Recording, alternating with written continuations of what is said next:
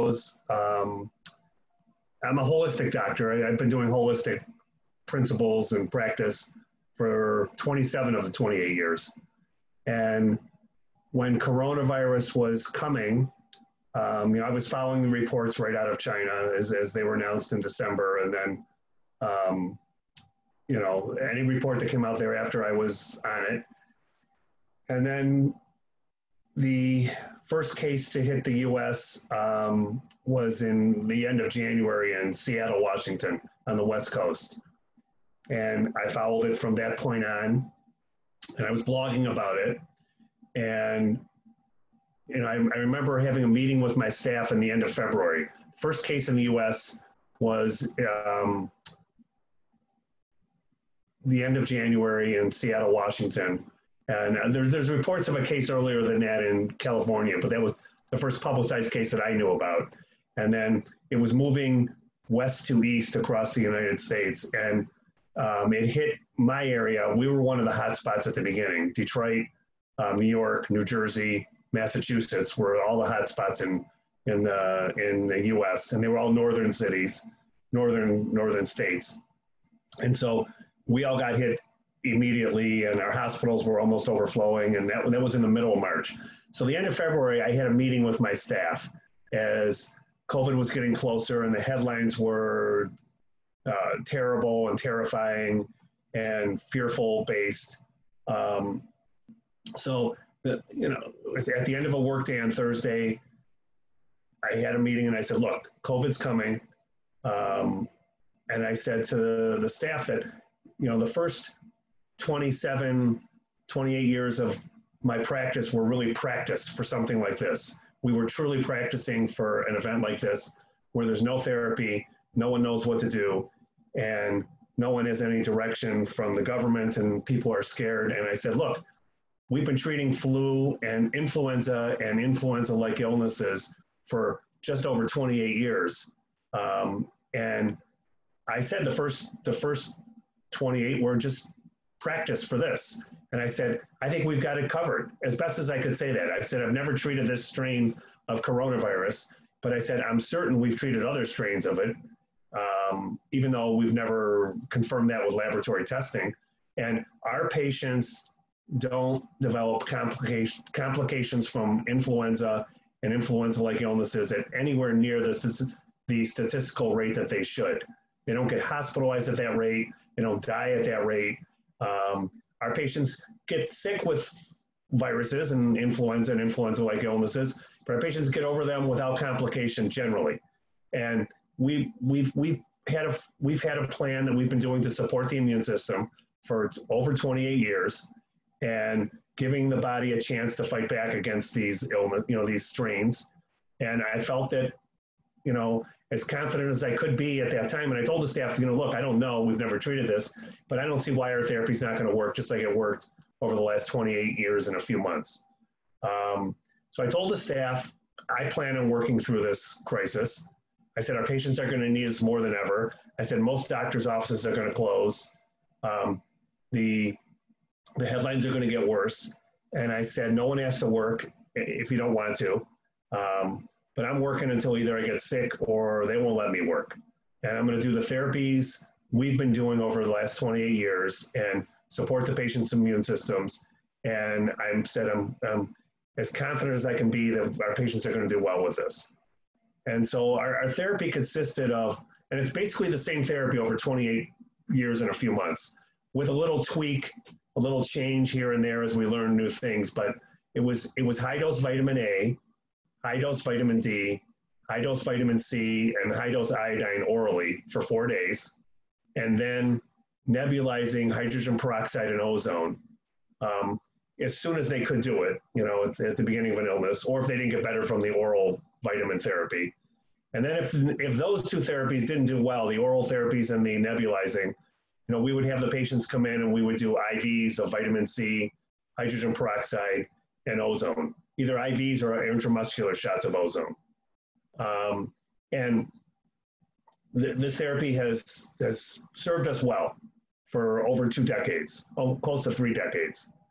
So when coronavirus finally hit Detroit, we were seeing patient after patient. I mean, it was, you know, it was at first very scary.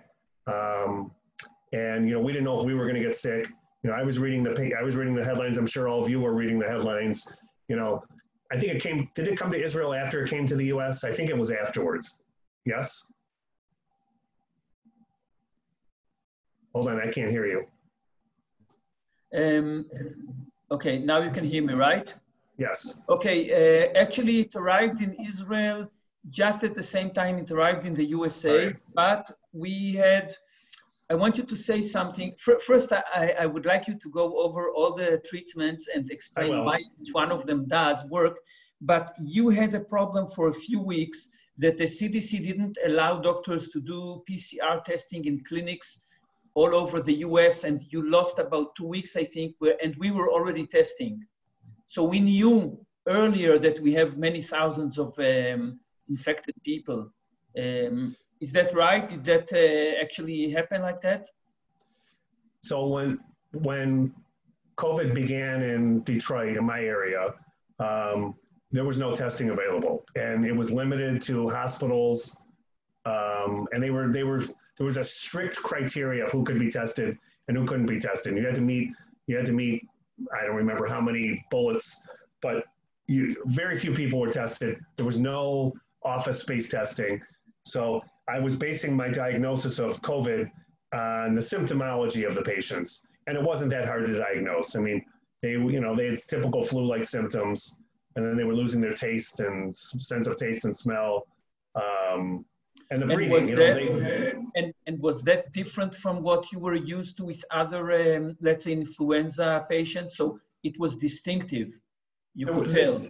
There were two things that were different from the last 28 years of treating people with influenza and influenza-like illness. One was a loss of taste and smell that occurred fairly quickly into their symptomology. Really not the first day or two, but within a couple of days. And the other thing was the breathing issue. You know, previous influenza-like illnesses, we didn't hear people short of breath and, getting short of breath walking around the house. So those were the two biggest differences that I saw with this illness. And it wasn't that hard to make the diagnosis. And once we got the testing available, which was, you were right, Guy, it was about 2, maybe 3 weeks into it. It confirmed what we were seeing with the other patients. And then we began testing them. But the initial response of the CDC was a disaster. Their initial reports to us, as I was following this in February, they initially said they'll contain it. We've got it contained, and then as things spiraled, and I knew things were spiraling out of control, even though they were not admitting it.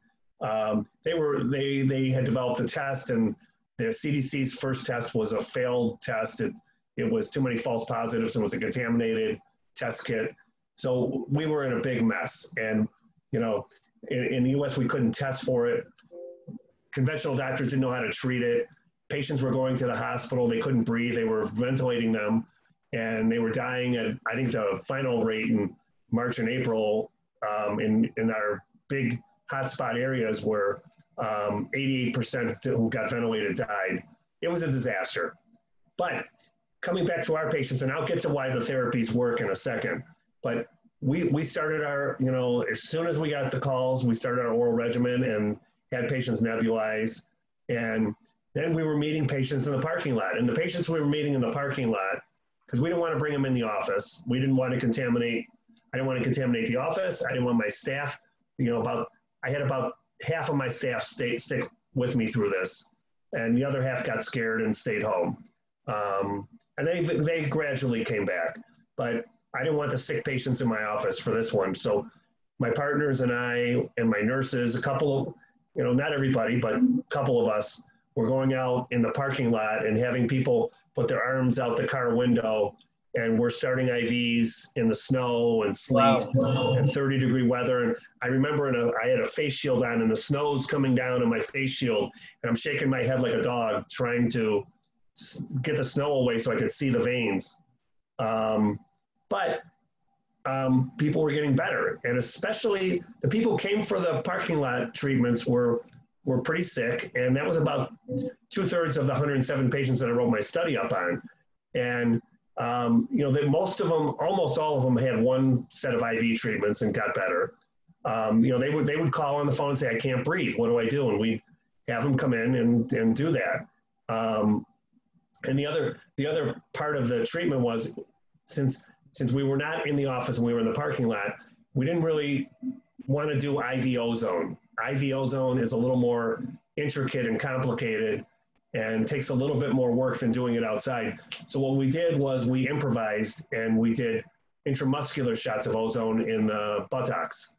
So here we are in 30-degree weather, it's sleeting, it's snowing, and you know, we're telling patients we want to give you a shot of ozone in, you know, in the rear end, and they didn't mind because they weren't feeling well. They would just open the car door, drop their pants, and we were 1-2 in the rear end and giving them ozone shots. And it was pretty remarkable therapy. They got better really fast, as I documented in my study. So we ended up treating 107 patients, almost all of them in March and April, from the second week of March till the end of April, and a few stragglers in May. And we had one hospitalization, and that's a good story if you want to hear it. But we had one hospitalization, no ventilations, no deaths. We had, I've got the numbers. Hold on one second.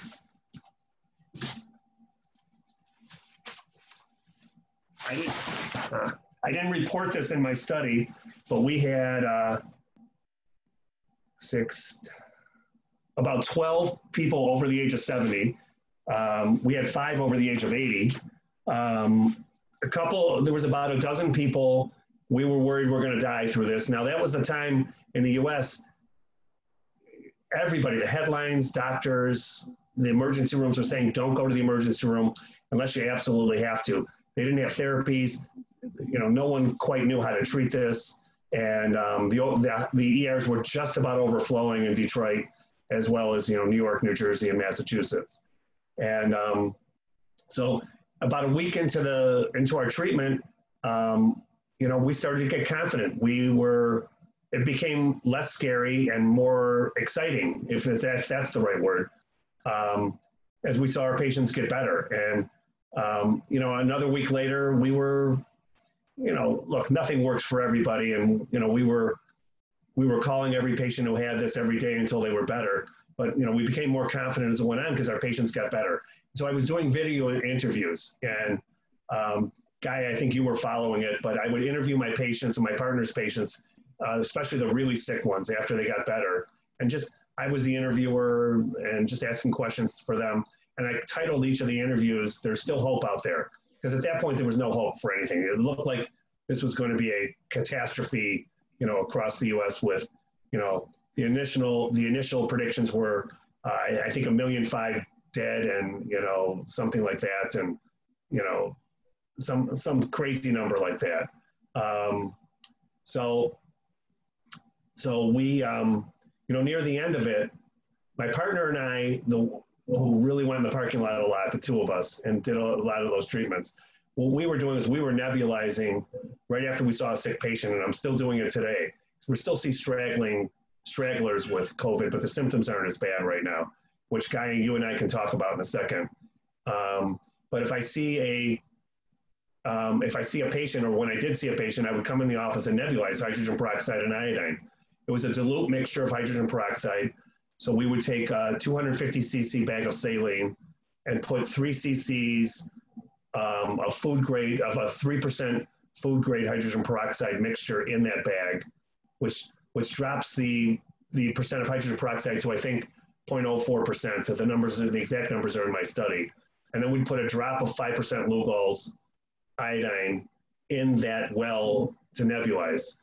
And then you just nebulize it till it's done. So I would sit in one of the rooms and just nebulize, you know, after I was done with the patient, with the idea that if I had coronavirus in my nose or my throat, that both peroxide and iodine should have virucidal activities against, you know, any influenza and, you know, an influenza-like illness. Maybe can you explain how the nebulization is done? Is it a machine? Is it a vaporizer with a heating element? It's a vaporizer. It's a vaporizer. There's no heating element. It's a little desktop model. It sits on the desktop, and you know, like asthmatics use with albuterol. And you drop the solution into the well, and you hook it all up, and you just sit there and nebulize. And so there were two things that seemed to work better than everything on our therapies. I mean, most of our patients got better just taking the oral vitamin A, C, D, and iodine, but two things worked when people got fairly sick. One was a nebulizing, and it was pretty remarkable because people would constantly report back after 1 or 2 nebulized treatments, the shortness of breath and the breathing difficulties got better. And the other thing that seemed to work, was the IV therapies. Now we were doing IV hydrogen peroxide, vitamin C pushes, hydrogen peroxide and vitamin C pushes, usually in the hand because they were sticking their arm out the car window, or maybe here if we could, reach them for it. And then we would do a butt shot of ozone, in the rear end. Now I just had a patient this week. So he's my tennis partner. I play with my partner, but there's 4 of us, so he's part of our group. And he got a milder case of COVID, but he was really having trouble getting over it, and wasn't as sick as my patients in March and April, but he was sick for about 12 days, and I had him come in the office, parking lot again. Now this time, at least I was in shorts and a t-shirt because it was warm here.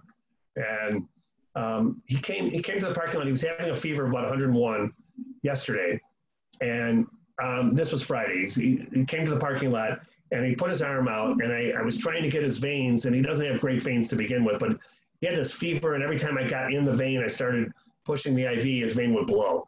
I poked him 3 or 4 times, and I said, Roger, your veins aren't ready for me right now. They're just not holding up in this illness. Let's just do a butt shot of ozone. So he did what everybody else did. He got out of the car, dropped his drawers, and I gave him boom, boom, in each cheek, 20 cc's of 18 gamma ozone. And he called me up about an hour later and said, the fever effervesced. It so far hasn't returned. We're almost running on 48 hours now since then. And he texted me about an hour ago and said he's certain he's over it. He just feels totally back to normal now. So I don't know which of the 3 therapies of the IV therapies provided the most benefit, but hey, maybe it's the ozone therapy. It's certainly, that's the only thing my friend Roger got. So, so I want to ask you, can you explain what is the logic behind each one of these treatments? Because you said you prepared for them for 20 years and you knew when I'll have a bad viral infection, that's what I'm going to do. So what's the logic behind each one of them? So 28 years ago when I decided to change into a holistic practitioner instead of a conventional practitioner, because I realized what I was doing wasn't really helping people, or at least I felt like it wasn't helping people. I started to look at human biochemistry and human physiology and what supports the immune system via biochemistry and physiology, and what inhibits it. And when you start looking at that, you find out most of the drugs prescribed poison enzymes and block receptors. They don't support anything. They're poisoning and blocking things in the body. And natural therapies used appropriately can help support the body up. So I started, checking blood levels and hair levels and urine levels of nutrients and things, finding most of my patients have various nutrient and hormonal deficiencies. And I started correcting them. And what I found was that people who got viral illnesses, particularly influenza-like illnesses in the December through April time period, which is when it comes here, that these people recovered uneventfully without having to go to the hospital, without developing pneumonia, and without dying. And nowhere near the rate which were, the statistical rate which we were seeing. So, it started off quickly with, vitamin C and vitamin D. Vitamin C has been written about for, I don't know how many decades, 5, 6, 7, 8 decades. Since Linus Pauling. Yeah, well, even before that, it was written about by, I'm writing a book on holistic approach to viruses right now. I got some of the history of that in there. But Cathcart, I can't think of this guy's name he was writing before Linus Pauling, did a bunch of case histories in the 1930s and 40s on all these viral illnesses with IM shots of vitamin C, and polio and diphtheria and tetanus and all these things. You know, his patients recovered from it before the use of antibiotics and before the use of all the pharmacologic drugs. But so vitamin C was an easy one to start with. I recall, you know, I was one of the first docs around here checking vitamin D levels. I became interested in vitamin D because I'm in a northern climate, and I assumed most people would be deficient in vitamin D just because we get 3 months of sunshine in Michigan, and then we get a lot of clouds. We're one of the cloudiest states in the US, in my area of Detroit. So I started checking people for vitamin D levels. Vast majority were significantly low in vitamin D. And around 1992, I started prescribing vitamin D for my patients for this purpose. Vitamin C, D, vitamin A. So as I was learning more, I started looking at each of the vitamins and started checking blood levels and when appropriate, urine or hair, you know, testing for minerals. And you know, vitamin A testing isn't the greatest in the US. I'm not finding as many deficient tests with vitamin A, but I'm finding people improve when they take vitamin A. So I assumed just from the diet they were eating, and you know, we probably have the worst diet in the world. Although you Israelis got a lot of heart disease too, and I think you got a problem with your diet too. But you know, I started using vitamin A quickly into the regimen of high dose, short-term high dose. So for 4 days, and one of the things I started reading about was vitamin A and measles, and you know how effective it was in third world countries about, you know, giving them. I think they were giving kids 100,000 units of vitamin A for a day or two, you know, at the first onset of measles, and then they weren't developing pneumonia and seizures and all the other complications of measles, and they recovered uneventfully. These, you know, people in third world countries. So I thought, hey, if it works for measles, why wouldn't it work for other viral illnesses? So I really started the first therapy with vitamin C, D, and A. I want to ask you something about vitamin D. You are definitely in an area that has a deficiency in vitamin D, or in sunshine, let's say, UV rays. But did you see a correlation between the level of vitamin D in the blood and the level of the improvement that people got with vitamin D, or you don't care about it, you automatically give vitamin D? For a viral illness, an acute viral illness, I automatically give it.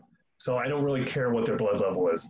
What I try and maintain my patients is so they don't become deficient during the fall and the winter time in Michigan, which most people do if they don't supplement with it.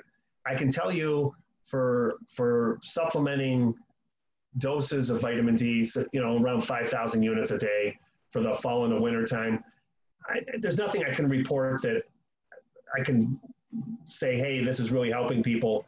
Maybe it is because our patients don't get as sick as the other ones, but when they take the 100,000 units of vitamin D a day for 4 days, 50,000 units a day for 4 days when they get sick, it's not doing it alone, but the therapy seems to help and people seem to feel better with it. And the dose of vitamin A was 100,000 units a day for 4 days for adults.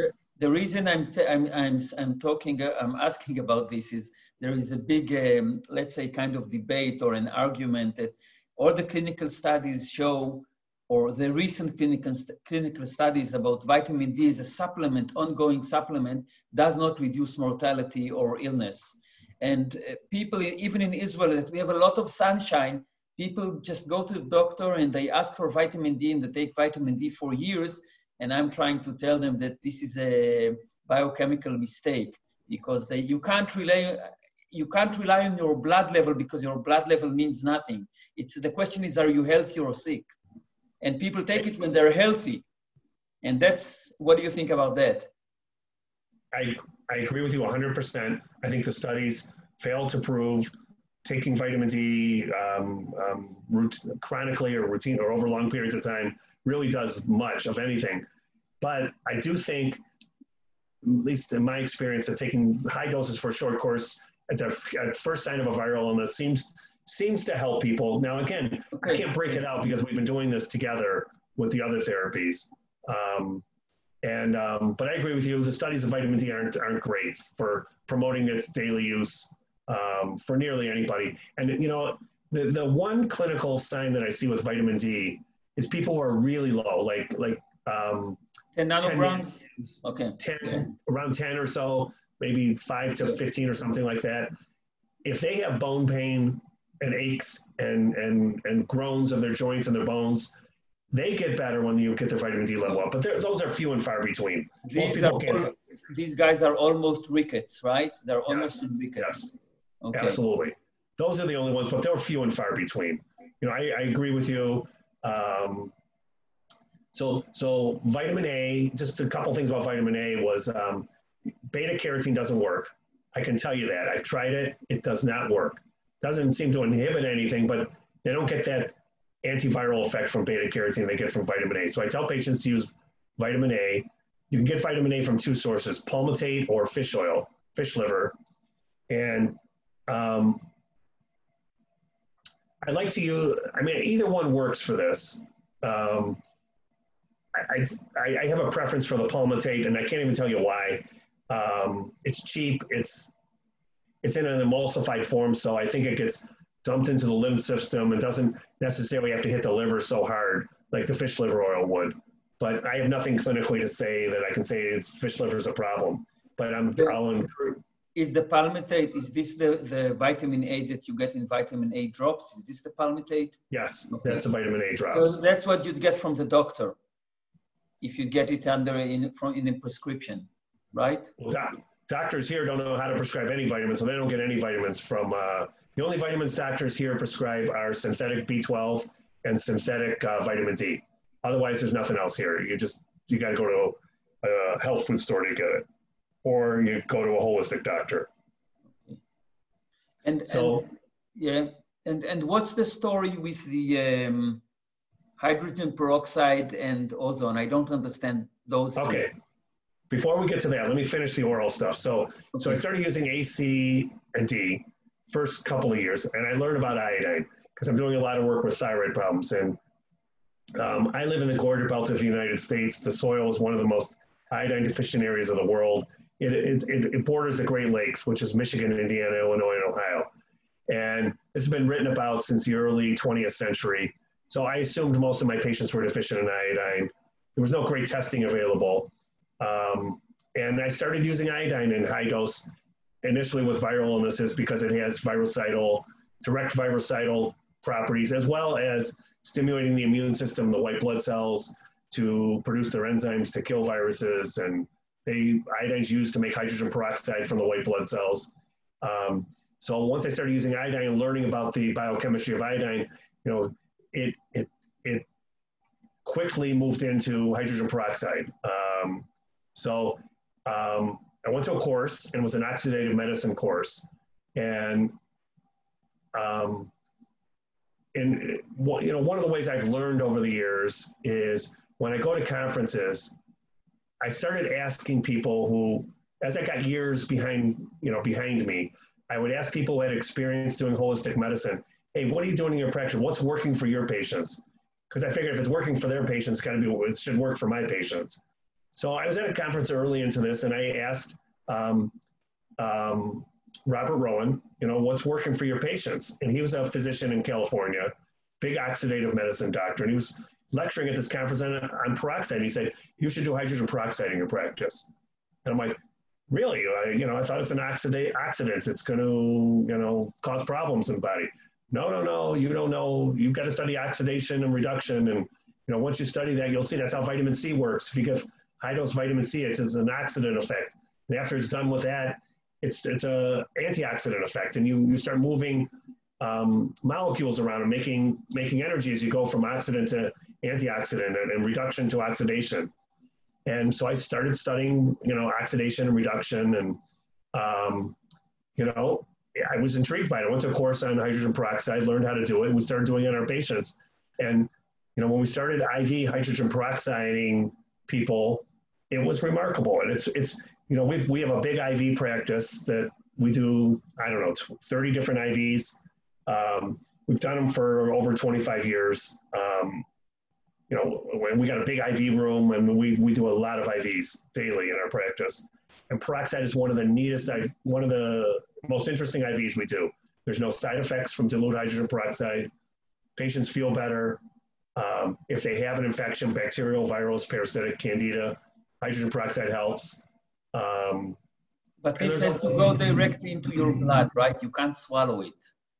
No, these are all IV. These are all IV therapies right into the bloodstream. It's dilute hydrogen peroxide, and we've never seen any problems with it. The only problems are occasionally it doesn't help somebody, but nobody's been hurt by it. We don't lose veins because we use a dilute solution of it. It's a pretty remarkable therapy. So that's been used for about 25 years in our practice. And vitamin C, once I started using oral vitamin C, I quickly moved to IV vitamin C. That's about the same time as peroxide, maybe a little longer, 25, 26 years. And then ozone, you asked about ozone. That came in about the last 10 to 12 years. And again, I was at another conference and saw Robert Rowan again, who's teaching oxidative medicine courses. Hey, Rob, what's working on your practice? He said, are you doing ozone yet? I'm like, no, I've been reading about it. And he goes, you got to come to my course and learn how to do ozone. It treats Lyme disease. It treats all these Bartonella, all these co-infections that people have. And he said, it's remarkable therapy. So we got trained by Robert Rowan how to do ozone, started doing ozone, and he was right. It's a pretty remarkable therapy. You can do ozone many different ways. You can do it in the ears. You can do it nasally. You can do it IV. You can do it intramuscular. You can do it rectally, vaginally. You can do it peritoneally, or you can do it in the bladder for interstitial cystitis, through an injection. So we had a big practice with ozone, and once I learned about ozone and its direct virucidal toxicities, capabilities, as well as ozone's ability to stimulate hydrogen peroxide in the body, it made perfect sense to add it right into our viral regimen. And really, that was about 10, 12 years ago. It's been steady since then with those therapies. And how do you generate the ozone? Do you have an ozone generator with electronic plasma generating the ozone? How do you make it, or you get it in canisters? So you generate ozone by running O2, 100% oxygen across an electrical current. Okay. And it causes the O2 to combine into O3, just like it does in the sky in a thunderstorm when lightning goes across the sky. So we have an ozone generator and we have an oxygen tank hooked up to it. And then we put our syringe on the end of that and it fills up with ozone, and that's what we inject in people. And that's diluted in water, or it's injected as a gas? Because ozone is a gas. Well, we don't do direct intravenous ozone. You would take the syringe with ozone gas and go right into the vein and inject it. There are some doctors who do that. There's controversy with that. So in our office, we were doing ozone the other ways. We were doing it intravenously, where we would mix it with a saline blood mixture. We would have 250 cc's of saline and put 250 cc's of blood in there in the bag, and then put 250 cc's of ozone, and then let gravity drain it back in. And then we had an ozone machine, a 10-pass machine, where you do hyperbaric ozone by ozonating blood, and it would come back in. So we never did it direct, except for intramuscular shots, or intrabladder, shots, or joints. We go directly with joints with ozone with pretty good results. And doesn't ozone in the blood increase oxidative stress and actually acts like a radical, and then it doesn't consume your glutathione and vitamin C? So yes. How is that balanced? Ozone and peroxide are oxidative therapies, and yes, they do what you just described. So that kind of goes against our thinking like this is a good therapy. However, what you need to produce energy, what you need for the body to function, is a balance between oxidation and reduction. So I always call it the teeter-totter. When I explain it to my patients, I tell them, this is like a teeter-totter. If you take too many antioxidants and you change this teeter-totter, people don't feel well. I've seen this happen over and over and over. They're taking bags of supplements and they don't feel good. And I say to them, you got to stop them all. But, they're not helping you. They're making things worse. I call it medical overdose, yes. Holistic medical overdose. Yeah. and the other side of the coin is you have too much oxidative stress, you get breakdown in the body and things are falling apart, catabolic stress. So I always use the bones as a perfect example. If everything's working correctly in our body, every 8 to 10 years we get a new skeleton. And you get a new skeleton by breaking down old and injured bone, and then you have the osteoblasts come and make new bone. So you need this balance of breaking down old bone, oxidative stress, and getting rid of old cells. And then the antioxidants come and help to rebalance that. And so, I mean, if we think about oxidative phosphorylation and making ATP, you got these molecules moving here to here to here to here. This is oxidation and reduction. So what I think ozone and peroxide do is stimulate that pathway, because we don't see people get worse with that. Here they are in the middle of a viral illness, sick as all get out, and you give them an oxidative therapy and they do better. But you already gave them additional vitamin C. Whether they take additional vitamin C or not doesn't matter. They get better, because I've seen people in the office for 28 years before this, and some would come in sick, because we used to let sick people in the office back then.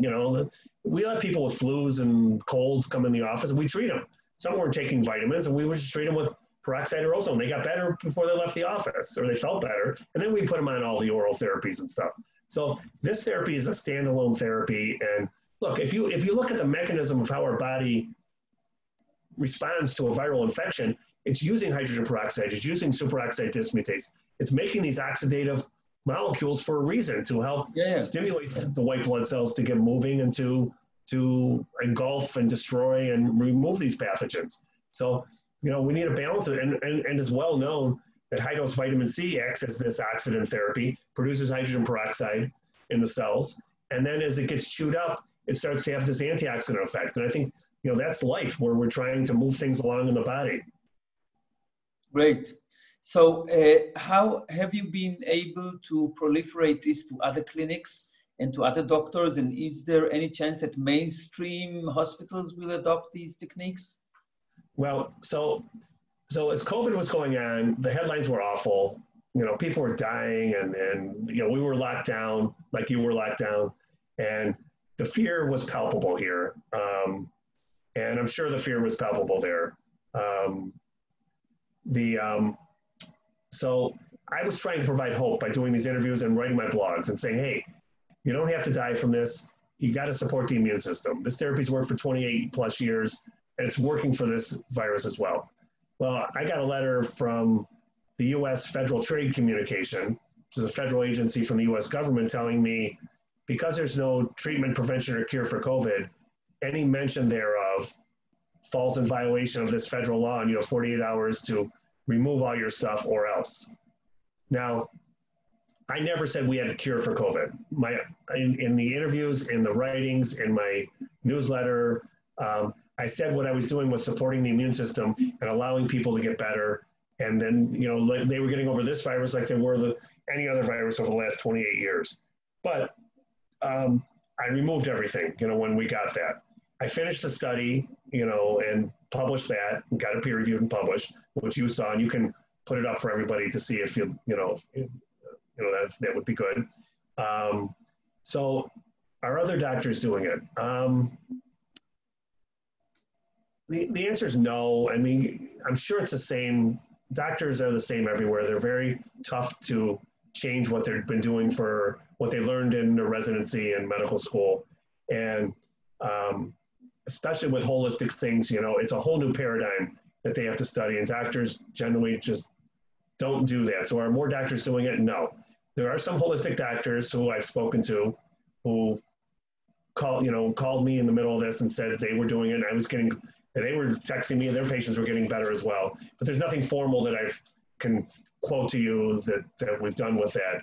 But, this doesn't quite fit the medical paradigm where you make the diagnosis and prescribe the one drug to treat that diagnosis. There's a couple different things here, and doctors aren't really schooled to do that. So they really have to come out of their comfort zone and really study physiology and biochemistry again to be able to do something like this. And there's just not that many that will do it. Okay, so how do you see the future in the second wave? What's your prognosis for America? Well, I wrote a blog post that, of course, I can't post because I was told by the FTC there's no prevention, treatment, or cure for COVID. So, therefore, any mention thereof falls in violation. So, my wife, who's a lawyer, was in contact with the FTC lawyer and said, we never mentioned a cure for COVID. We're supporting the immune system. He said, you can't say that because there's no prevention, treatment, or cure for COVID. So basically, I'll answer your question in 1 second.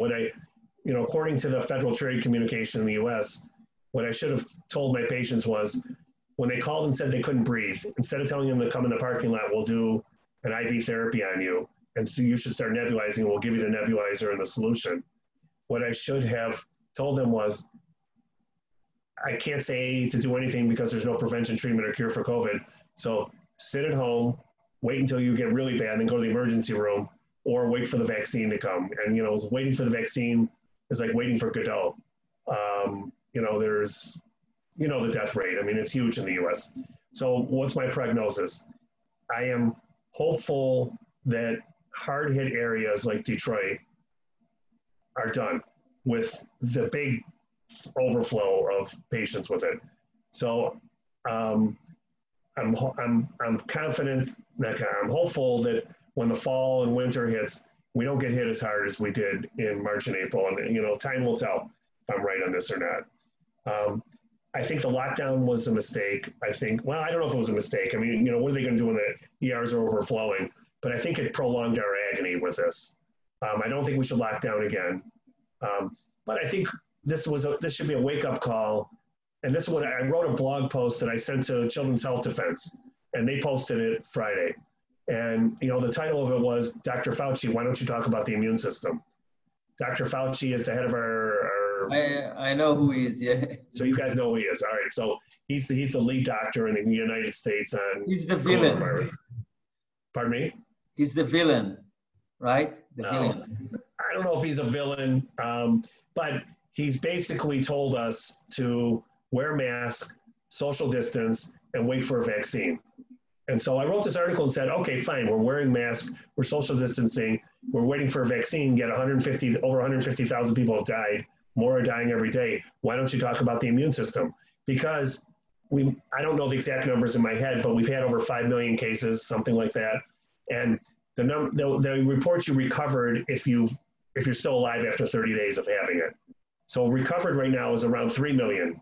And how did these people recover? They recovered because they had an immune system that responded appropriately to the virus, neutralized it, and rid the body of it. That's what we should be working on right now. And I don't think it's that hard of a concept. So I think this should be a wake-up call for America, how sick we are as a country. We finished last on almost every health indicator. We're either last or second to last on every health indicator compared to every Western country out there. And this is what we've done to ourselves. Our immune systems are a disaster. We're too heavy. We eat a horrible diet. And when this pandemic comes around, we get hit harder. We have terrible health status, and that's why we got hit so hard with it. So maybe this will be a wake-up call. But the problem with that idea is that we need someone like Dr. Fauci to say, hey, we're not healthy as a country. Let's get healthy again. Let's start eating better. Let's exercise. Let's drink water. Let's just do basic stuff. But they don't say that. They just say wait for a vaccine. Okay, so there's another disaster waiting to happen once they come up with a vaccine that they will think is safe and effective, which does not exist.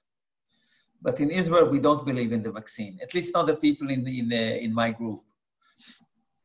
So my standard line for this is, I hope the vaccine is safe and effective, but I wouldn't be first in line to get this warp-speeded project. And I think we could do better to spend our money to build up people's immune system. Because look, with this new illness and a virgin population of, across the world, we need immune systems to get over this. I mean, that's how you're getting over this. The vaccine's not going to pull us out of this. And they've already lowered the bar for the vaccine. First, they said we wanted 50% effective. Now they're saying 30% effective.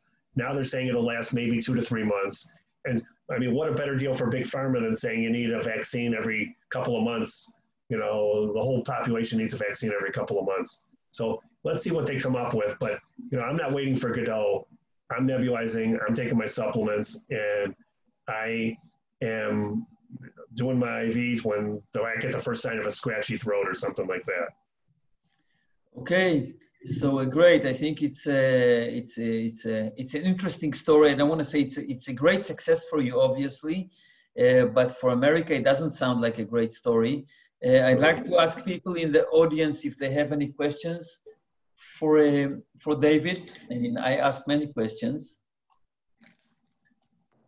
I don't see anything on the chat right now, except for my questions. So if nobody asks anything, Adoditanu? Let's see if anybody wrote anything on Facebook. No, I don't see any questions. Okay, so David, I think we're still in a roller coaster, all of us.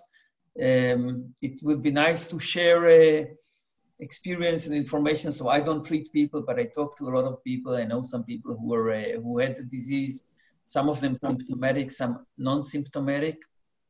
Okay, now I see somebody, Sigal is asking. Hi, I couldn't do it on the chat. It's amazing hearing you talk. I'm wondering, can you specify the mega doses? You talked about the vitamin A and D. I'm wondering regarding the vitamin C and iodine, what are the mega doses that you're using? So for vitamin C, what I told patients orally to use was 1,000 milligrams of ascorbic acid. And I liked them to use that form of it because it seemed to be absorbed a little bit better in some of the articles that I read. Every waking hour until either they got loose stools from that or they got another side, I don't know what other side effect you get with it, but to take it every hour until they had a problem or they felt better. And then 1,000. So one pill of 1,000 every hour. Every hour. Oh, waking hour. I always tell my patient, waking hour. You can get to 15,000 easily. Right? And I always told my patients for years to take, as a maintenance dose, 3,000 to 5,000 milligrams of ascorbic acid a day, which seemed to saturate the red, in some studies, saturated the red and white blood cells, which I thought that was a good thing to do. The iodine, I've had most of my patients taking, what I said with iodine was, if they weren't taking iodine, to start 25 milligrams a day of a combination, Lugol's. So it's a combination of iodine and iodide. And if they were already taking 25 milligrams, to just double it. Whatever dose of iodine they were taking, to at least double it, or start with 25 milligrams a day for 4 days. And those were all A, C, D, and iodine. Those were the 4 oral doses. Okay, thank you. And I'm wondering, with the vitamin C, you don't recommend the liposomal vitamin C? You know, I never use liposomal vitamin C. I've used straight ascorbic acid vitamin C. It's cheap. It works. And I just never have used it over the years and stuck with the inexpensive form. Okay, thanks. And one more question. Shkedi is your name? Yeah.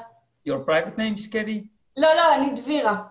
Dvira. I want to jump in about the liposomal. The whole idea of liposomal, we have to understand what it means. Liposomal means that it's wrapped in a micelle of fat, and the only purpose of it is to protect it against the acid in your stomach. But if you take a supplement on an empty stomach with lots of water, it will not stay in your stomach more than 5 minutes, and it will not meet any hydrochloric acid or pepsin. So there is no point in using liposomal supplements if you're not taking it together with food or with a lot of protein that locks your stomach and stays there for a long time. And it's the same for ascorbic acid, like omega-3 or any other stuff that you don't want to stay in your stomach because it's absorbed through the small intestine. Right, David? Do you concur with this? Okay. Okay, to that. He said like this. Yeah. So I have one last question regarding the iodine. With these megadoses, like, can it suppress the thyroid for hypothyroid patients? Have you seen that happen? No. The only potential risk of that is if they have an autonomously functioning nodule, that if you give them iodine, they'll become hyperthyroid. I've had about 6 patients in 20 years with that. It's very uncommon, but actually it's 6 patients between me and my 4 other partners. It's very uncommon, but it can happen. No, I don't. Those doses I would not consider mega doses.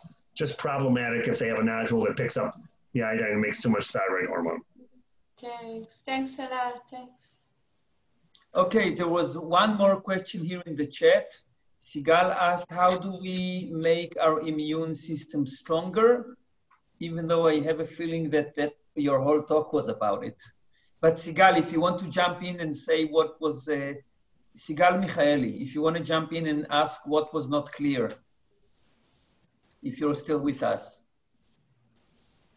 Yes, I am. I just wanted to know how to prepare, let's say, for the winter, because Dr. Brownstein said to talk, how come doctors don't speak about the immune system?